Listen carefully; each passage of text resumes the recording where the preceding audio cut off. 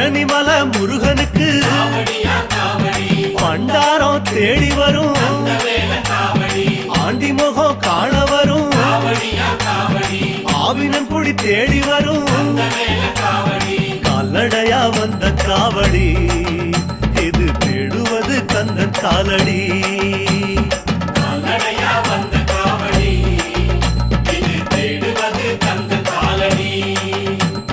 பழுத்த பழம் தேடுதப்பா பாலதண்ட பாணி கேட்ட நல்ல முத்து வேலனுக்கு